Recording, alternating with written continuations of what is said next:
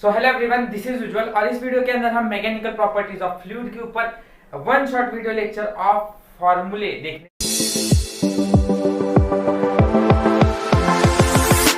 पहले अगर इस लेसन को स्टार्ट करना पड़ेगा तो कुछ बातें हमको इस लेसन के बारे में पता होनी चाहिए। पहले लेसन के नाम से ही शुरुआत करते हैं। क्या है मैकेनिकल प्रॉपर्टीज ऑफ फ्लूइड। अब फ्लूइड क्या होता है और उसके मैकेनिकल प्रॉपर्टीज का मीनिंग तो पता है, पर फ्लूइड क्या होता है इसको जानते हैं। Fluid anything which can flow, जो भी चीज फ्लो हो सकती है उसको मैकेनिकल प्रॉपर्टीज फ्लूइड कहा जाता है। फॉर एग्जांपल लिक्विड और गैस, हम जानते हैं कि लिक्विड और गैस दोनों फ्लो होते हैं, so it is called as an fluid. ठीक है। सॉलिड के लिए क्या रहता है, तो ऑलरेडी हमने रोटेशनल डायनामिक्स देखा है, उसके अंदर बातें सारी की सारी सॉलिड के ऊपर ही हो रही है। तो फ्लूइड के अंदर हम मैकेनिक्स ही देखने वाले हैं, पर इस बार लिक्विड और गैस के लिए। सो अब थोड़ा अगर लेसन के बारे में पता चला है तो स्टार्ट करते हैं कि इसके अंदर क्या इंपॉर्टेंट फार्मूलाज है। स्टार्ट करेंगे डायरेक्टली ज्यादा टाइम वेस्ट नहीं करेंगे, हम सारे फार्मूलाज को देखेंगे। इस चैप्टर को पूरा का पूरा देखेंगे हम डिटेली विद फार्मूलाज। तो पहला है pressure. What is pressure? Normal force per unit area. Normal force per unit area, pressure is equal to force per unit area. And ये फॉर्मूला है, बहुत क्वेश्चन पूछते हैं एमएसटीसीटी में, सारे हैं जो यूजफुल बहुत होंगे, बस फॉर्मूला याद रखना है हमें। Pressure is equal to force upon area. ऐसा यूनिट जो फोर्स का प्रेशर का होता है वो होता है न्यूटन पर मीटर स्क्वायर, बिकॉज फोर्स जो होता है वो न्यूटन में, एरिया जो होता है वो मीटर स्क्वायर में। ठीक है। डायमेंशन अगर हम देखेंगे इसका, तो आप डायमेंशन कैलकुलेट करने के लिए फोर्स का डायमेंशन होता है m⁻⁴, l⁻⁴, t⁻⁻², divided by unit metre square मतलब l स्क्वायर। सो ये न्यूमिनेटर में चला जाएगा तो it becomes dimension as m⁻⁴, l⁻⁻⁴, t⁻²। ठीक है। ओरिजिनली यही कॉन्सेप्ट है। दूसरा नोट करने वाली बात क्या है इसके अंदर कि एक 1 bar is equal to 10⁵ pascal होता है। ठीक है, ध्यान में रखना है। एमएसटीसीटी में अगर वो बार में रहेगा तो आपको पास्कल में कन्वर्ट, पास्कल का ही मतलब होता है, पास्कल का मतलब ही न्यूटन पर मीटर स्क्वायर होता है। सो अगर उन्होंने बार में दिया होगा तो you have to convert it into pascal, that is 10⁵ pascal रहेगा।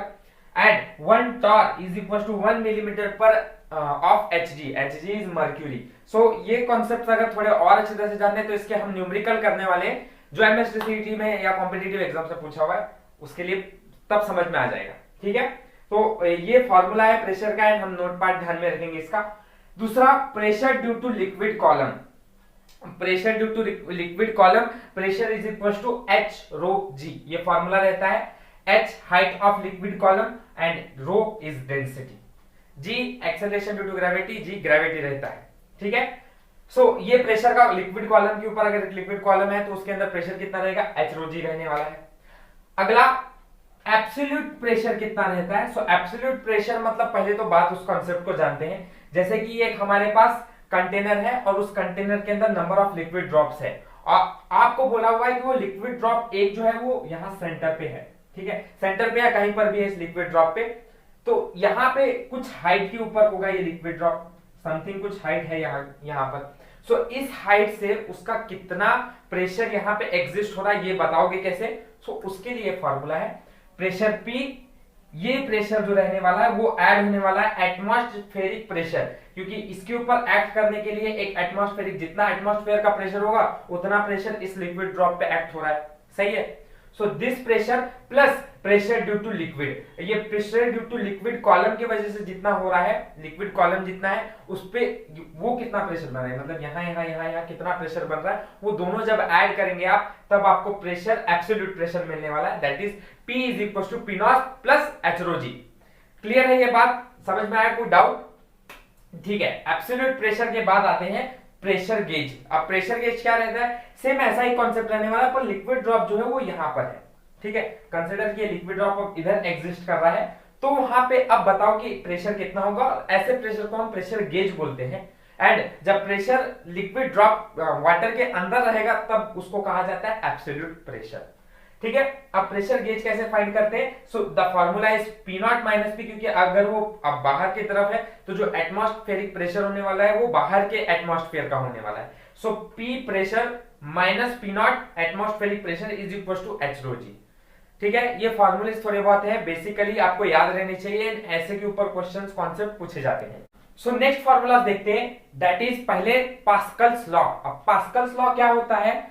अब वो पास्कल ने कहा था कि प्रेशर जो फर्स्ट वाले में रहेगा that will be equal to pressure of second, so pressure is equal in both the cases, ऐसा वो बोलता है। सो हम बोलते हैं कि P1 is equal to P2, pressure दोनों तरफ सेम ही है, ठीक है।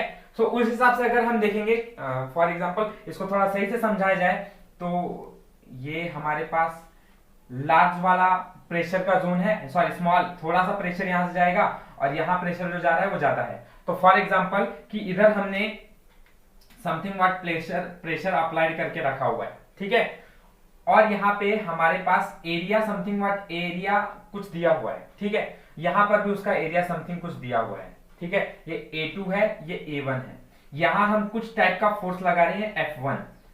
सो वो बोलता है कि यहाँ पे कितने फोर्स लगेगा कि वो ऊपर ऑब्जेक्ट जा पाएगी। फॉर एग्जांपल यहाँ पे हमारे पास कार है, सो अब यहाँ पे कितना फोर्स लगाया जाए कि कार अपवर्ड फोर्स में चली जाए। तो ऐसा एग्जांपल हम देख सकते हैं कि एग्जाम्स में आएंगे हमारे।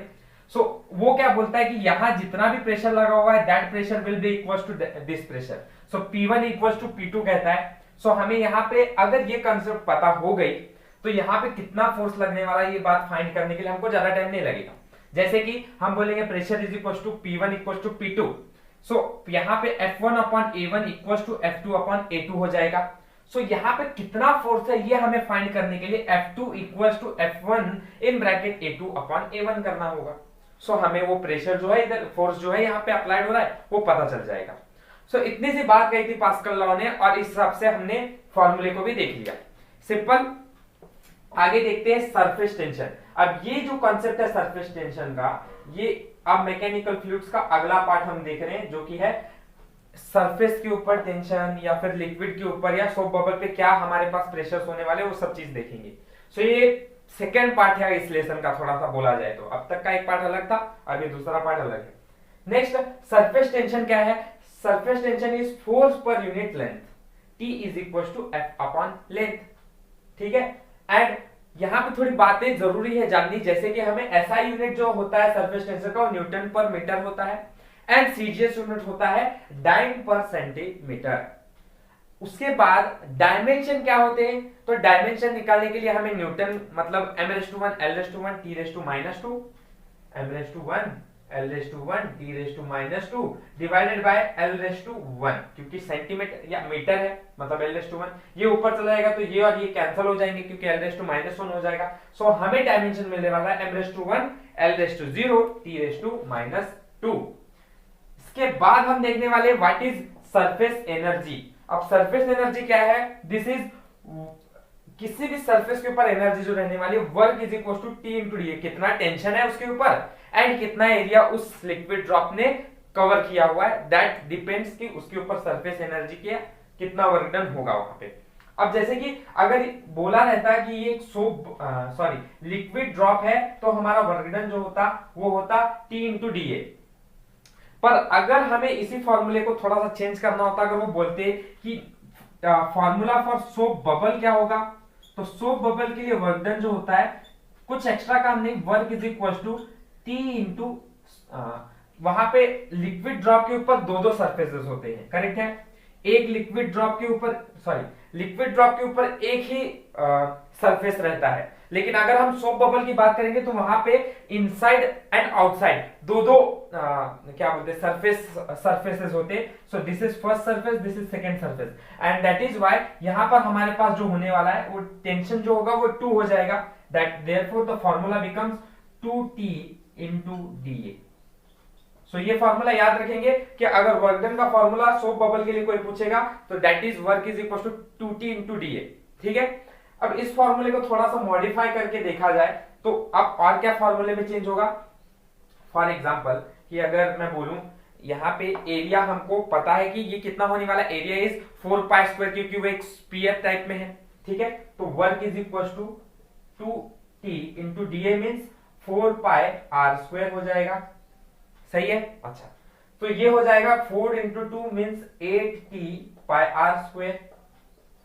मैं बोलूं यहाँ पे सरफेस के ऊपर दो सरफेसेस हैं तो देयरफॉर इनसाइड का एक एरिया अलग हो, रेडियस अलग होगा, आउटसाइड का एरिया रेडियस अलग होगा। सो फॉर्मूला वापस हमारा चेंज हो जाएगा 8T/r²। R initial final minus R initial का स्क्वायर, मतलब चेंज इन, ठीक है, डीए बोला हुआ है ना, डीए मतलब change in, A two minus A one हो जाएगा। सो देयरफॉर, तो ये बात, ये बेसिक फार्मूलाज हैं, आई थिंक क्लियर हो गए हैं, कोई डाउट? ठीक है, आगे बढ़ेंगे फिर कॉन्सेप्ट के ऊपर। अगला है कॉन्सेप्ट हमारा excess pressure inside liquid drop. English liquid drop के अंदर कितना एक्सेस प्रेशर रहता है? सो वो होता है P nought P1 minus P nought, that is this is excess pressure is equal to 2T upon R। R is radius, T is tension. So simple question इसके ऊपर पूछे जाते हैं सीईटी पे, आराम से सॉल्व कर लेंगे। क्वेश्चंस देखेंगे हम फिलहाल बाद में। आगे excess pressure inside soap bubble. Soap bubble के अंदर एक्सेस प्रेशर कितना होता है? तो मैंने बोला वहां पे दो सरफेस हो जाते हैं, तो इस फॉर्मूले के अंदर बस ये जो है इसको 2 से मल्टीप्लाई कर दोगे, so it becomes P1 minus P nought is equal to 40 upon R। ठीक है, आगे height of liquid column in capillary. Height कितनी रहती है? कैपिलरी ट्यूब है हमारे पास, तो कैपिलरी ट्यूब के अंदर हाइट ऑफ लिक्विड कॉलम जो होता है, डायरेक्ट फॉर्मूला है, ज्यादा कुछ सॉल्व करने की जरूरत नहीं पड़ेगी। H is equal to 2T cos theta upon rho g R, where ये T टेंशन है, cos थीटा कितना एंगल बन रहा है वहां पे, rho density, G gravity and R radius. ठीक है, अब इसी के इसको जैसे ही हमने फाइंड किया, हमें एक और चीज मालूम पड़ती है, H is inversely proportional to R, ऐसा मैं कह सकता हूं। और ये क्यों मैंने बोला? क्योंकि यही जूरिन्स लॉ रहता है, ये जूरिन्स लॉ हम सीखते हैं इसके अंदर। एंड जूरिन्स लॉ क्या कहता है कि H is inversely proportional to R, therefore H1 R1 is equal to H2 R2। इसके ऊपर भी कॉन्सेप्ट बहुत बार कैपिलरी ट्यूब का बोला रहता है। हाइट दी रहती है एक की, रेडियस दिया रहता है, H2 हाइट दी रहती है, रेडियस फाइंड करके बोल देते हैं, या फिर ये तीन कॉन्सेप्ट आपको दे के दिया हुआ रहता है एंड बोलते हैं कि हाइट कितना होगा ये बताओ कैपिलरी के अंदर। सो अगर आपको ये फॉर्मूला लगा के जाएंगे तो भी आपको पता चल जाएगा। लेकिन मैं बोलूंगा डायरेक्ट फॉर्मूला याद रखें, काम खत्म हो जाएगा। ठीक है, उसके बाद एक और बात, अगर हम कैपिलरी ट्यूब के कॉन्सेप्ट के बारे में बात कर रहे हैं, तो यहाँ पे हमारे पास एंगल ऑफ कांटेक्ट के बारे में भी आ जाता है। ठीक है, सो एंगल ऑफ कांटेक्ट और ये है कैपिलरी ट्यूब। अब एंगल ऑफ कांटेक्ट के ऊपर कुछ बातें मालूम रहनी चाहिए। अगर cos थीटा 0 है, सो लिक्विड लिक्विड पूरा टोटली एब्सॉर्ब्स, मतलब क्या हो जाता है यहाँ पे, बॉडी एब्सॉर्ब्स होल वाटर। मतलब अगर हम वाटर के साथ अगर इसका रिएक्शन करेंगे, सो एंगल ऑफ कांटेक्ट अगर 0 रहता है तो पूरी बॉडी को वो ऑब्जेक्ट भिगा देता है। ठीक है, वेट कर देता है। एंड cos थीटा की वैल्यू अगर एक्यूट है, एक्यूट होती है मतलब लेस देन 90 डिग्री होगा, तो वहां पर क्या होता है, तो बॉडी पार्शियली थोड़ा सा भिगाती है, थोड़ा बहुत नहीं भिगाती है, partially wet the solid, partially wet the solid. And अगर cos थीटा का एंगल इट इज ऑब्ट्यूज, तो ऑब्ट्यूज जब होगा तब लिक्विड थोड़ा भी उस सॉलिड को नहीं भिगा पाएगा, मतलब does not wet the solid थोड़ा भी। इतना ये हम मर्क्यूरी के अंदर और वाटर के अंदर का एग्जांपल देखते हैं, वहां पर लिक्विड ड्रॉप को कोई फर्क नहीं पड़ता है। So this is the other concepts जहां पर हमको ध्यान में रखना पड़ेगा, जहां पे सीईटी हमसे सवाल पूछ सकती है। अगर ये बात समझ में आ गई तो आगे बढ़ेंगे next formula, net force acting on liquid column in capillary. Net force कितना एक्ट करता है एक कैपिलरी के अंदर? ठीक है, लिक्विड कॉलम रहेगा तो that is direct formula F is equal to 2 into 2 sorry T into 2 pi R cos theta. अब एक बात, यहाँ पे ये T जो है वो कितना टेंशन है उधर उस ऑब्जेक्ट के ऊपर अगर वो कैपिलरी है तो, एंड सर्कमफरेंस ऑफ सर्कल, उस ऑब्जेक्ट का सर्कमफरेंस, मतलब हमें, क्योंकि ये फॉर्मूला हमें पता है, this is the formula for circumference of circle का। So force is equal to T into 2 pi R, and वहां पे एंगल कौन सा रहता है, तो cos थीटा का एंगल रहता है। ये बात नहीं पता रहती है हम लोगों को, तो हमको कभी कभी अगर क्वेश्चन ट्विस्ट करके पूछा गया तो रॉन्ग आंसर हम निकालते हैं। यहाँ पे अगर जब भी cos थीटा का एंगल, cos थीटा अगर 0 रहेगा, सो हमें पता है cos थीटा 0 जब रहता है मतलब थीटा की वैल्यू 0 है, cos 0 कितना रहता है, 1 रहता है। सो देयरफॉर हमें यहाँ पे F का फॉर्मूला जो मिलने वाला है वो 2 इंटू 2 पाई R मिलेगा। ठीक है, तो ये फॉर्मूला ध्यान में रखना है। एज पर अगर क्वेश्चन के अंदर थीटा की वैल्यू चेंज करेंगे, आपकी फॉर्मूला और वैल्यूज पुट करने की कंडीशंस भी उस हिसाब से चेंज होगी। ठीक है, समझ में आया? तो अब फोर्स है तो उसका यूनिट न्यूटन ही रहने वाला है, करेक्ट। अच्छा, आगे चलेंगे क्रिटिकल वेलोसिटी। यहां तक लेसन का एक और पार्ट हम अलग से खत्म कर चुके हैं। ये थर्ड पार्ट है जिसके अंदर हमें बहुत सारे अलग कॉन्सेप्ट्स को देखना है। क्रिटिकल वेलोसिटी क्या है? क्रिटिकल वेलोसिटी vc से बताई जाती है। The formula is r eta upon rho d। अब यहाँ पे r क्या है? r इज, और इसी को थोड़ा बहुत अगर मैं मैनिपुलेट करूंगा तो मेरा फार्मूला बन जाता है rn, मतलब r क्या है? Reynolds number is equal to v rho d upon eta. ये फार्मूला ध्यान में रखेंगे। वेयर r रेनॉल्ड्स नंबर है, सबको मालूम है। रेनॉल्ड्स नंबर का कॉन्सेप्ट अभी इसके आगे बाद भी हम सीखने वाले। ईटा मतलब कोएफिशिएंट ऑफ विस्कोसिटी रहता है, कोएफिशिएंट ऑफ विस्कोसिटी। रो होती है density of that liquid column या फिर जो भी हमको दिया हुआ है वो, एंड डी इज डायमीटर, अगर वो कॉलम है या फिर ट्यूब है। अब डायमीटर ऑफ, हम ऑब्वियसली अगर क्रिटिकल वेलोसिटी की बात करें तो ट्यूब की बात करेंगे। So diameter of tube. So ये सारी चीजें हैं जो हमें मालूम रहनी चाहिए इस कॉन्सेप्ट से रिलेटेड। इसमें नोट पार्ट करने वाला बात ये है कि अगर रेनॉल्ड्स नंबर जो भी वैल्यू आएगी उस हिसाब से हमारे आंसर चेंज होंगे, हम उस हिसाब से उसको कैसा फ्लो है वो बता सकते हैं। सो नोट, अगर r की वैल्यू लेस देन 1000 है, मतलब रेनॉल्ड्स नंबर जो है वो लेस देन 1000 है, तो यहाँ पे जो फ्लो होती है वो स्ट्रीमलाइन फ्लो होती है। कौन सी फ्लो होती है? Streamline flow. जब यहाँ पे रेनॉल्ड्स नंबर ग्रेटर देन 2000 होता है तब वहां पे टर्बुलेंट फ्लो होता है। एंड इसकी डेफिनेशंस आप चेक कर सकते हैं थ्योरी बुक में या फिर टेक्स्ट बुक के अंदर। स्ट्रीमलाइन फ्लो एक तरह से मैनेज्ड फ्लो है, ठीक है। एंड अगर वो वैल्यू रेनॉल्ड्स नंबर की 1000 से 2000 के बीच में एग्जिस्ट करती है तो ये हमारी क्रिटिकल वेलोसिटी रहती है। यहाँ पे हमारे पास जो आंसर आने वाला है वो क्रिटिकल, मतलब यहाँ पे क्या है कि स्ट्रीमलाइन फ्लो भी बनेगा एंड टर्बुलेंट फ्लो भी बनेगा, दोनों फ्लो बनेंगे। सो यहाँ पे हम इसको बोलते हैं कि r का नंबर जब 1 से 2000 के बीच में है, so that is called critical velocity. बात समझ में आ रही है? आगे बढ़ते हैं। वेलोसिटी ग्रेडियंट क्या रहता है? तो वेलोसिटी ग्रेडियंट डायरेक्ट मैं फॉर्मूला बताऊंगा, that is dv by dx, where v is velocity, x is distance. So velocity gradient dv by dx। Coefficient of viscosity, coefficient of viscosity बताई जाती है ईटा से। यहां पर भी हमने बात किया था। Eta is equal to force per unit area into dv by dx, where this is velocity gradient. तो इसको हम बोलेंगे force per unit area per unit velocity gradient, ठीक है। सो वेलोसिटी ग्रेडियंट यहाँ पे F जो है वो कौन सा फोर्स है? विस्कस फोर्स है। एंड A जो है वो क्या है? एरिया है, ये सबको मालूम है। एंड dv by dx आप लोगों को मालूम है। SI यूनिट की बात करूंगा, सो अगर फोर्स है तो न्यूटन, करेक्ट है, न्यूटन।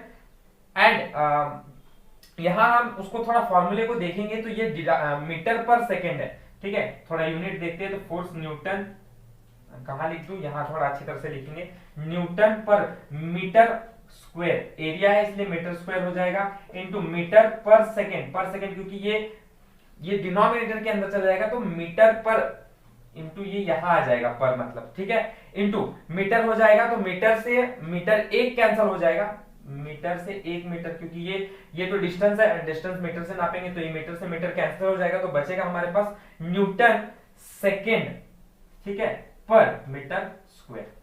ये हमारा यूनिट हो जाएगा किसका? कोएफिशिएंट ऑफ विस्कोसिटी का। फोर्स रहेगा तो न्यूटन यूनिट रहेगा, ये हम सबको पता है। सीजीएस यूनिट क्या रहता है? तो सीजीएस यूनिट अगर वो न्यूटन है तो डाइन सेकेंड का सेकेंड ही रहेगा पर सेंटीमीटर स्क्वायर। और इसी को हम कहते हैं, इसी को, क्योंकि ये बहुत बार नाम पूछा जाता है, सीजीएस यूनिट जो रहता है इसको हम पॉइस भी कहते हैं कभी कभार, तो ये भी ध्यान में रखें। अगर हमें कोएफिशिएंट ऑफ विस्कोसिटी का सीजीएस यूनिट बोलना हो तो ये भी है और पॉइस, इन सबको मिलाने के बाद वो पॉइस बन जाता है। डायमेंशन क्या रहता है? सो मैं डायरेक्ट डायमेंशन बता दूंगा। यहाँ पे न्यूटन मतलब m⁻1, l⁻1, t⁻2 into seconds मतलब t⁻1 डिवाइडेड बाय l⁻2। सो यहाँ पे m⁻1 तो कोई चेंज नहीं होने वाला है, ठीक है। l⁻2 है, ऊपर चला जाएगा तो l⁻2 हो जाएगा, तो इट बिकम्स l⁻1, क्योंकि ये इसके साथ मल्टीप्लाई होगा तो -1 हो जाएगा। t⁻2 into t⁻1 means t⁻1। सो ये हो जाएंगे हमारे पास कुछ formulas and dimension of coefficient of viscosity. So last part of this video कुछ और फॉर्मूलाज, फाइनल फॉर्मूलाज देखेंगे, बस इसके बाद ये चैप्टर खत्म हो जाएगा। यहाँ पे हम सबसे पहले डील करने वाले स्टोक्स लॉ से। स्टोक्स लॉ क्या है? Stokes law is force is equal to 6 pi eta r v. ये फार्मूला ध्यान में रखेंगे, सिंपल फार्मूला, डायरेक्ट वैल्यूज आते हैं, सॉल्व कर सकते हैं। Eta coefficient of viscosity, R radius है एंड वी इज वेलोसिटी। इसके बाद टर्मिनल वेलोसिटी का फार्मूला हमें ध्यान में रहना चाहिए। Terminal velocity v is equal to 2/9 r square rho minus sigma, क्योंकि यहाँ पे हमारे पास दो टाइप की अलग अलग डेंसिटीज रहेंगी। फार्मूलाज करने के बाद न्यूमेरिकल सॉल्व करेंगे तो उसके अंदर आप लोगों को समझ में आ जाएगा कि यहाँ पे हमें अलग अलग वैल्यूज क्या या कैसे हम क्वेश्चंस को डील करेंगे।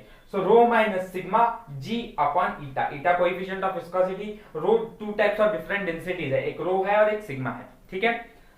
टर्मिनल वेलोसिटी है, दो अलग अलग कॉलम रहेंगे हमारे पास। इक्वेशन ऑफ कंटिन्यूटी, अब इक्वेशन ऑफ कंटिन्यूटी क्या है? वो रहता है a1v1 इक्वल्स टू a2v2, ठीक है।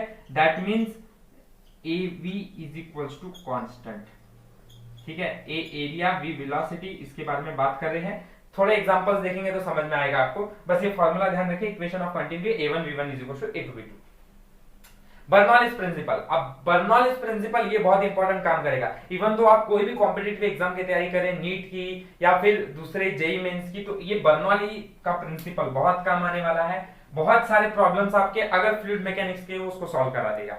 क्या है? Law of conservation of energy, and बहुत सारे क्वेश्चंस जेईई मेंस या एडवांस में law of conservation of energy के ऊपर पूछे जाते हैं। सो क्या है law of conservation of energy? अगर बर्नौलीज प्रिंसिपल का देखेंगे तो P1 प्रेशर जो है plus half rho v1 square, मतलब ये जो है ये कौन सी वेलोसिटी है?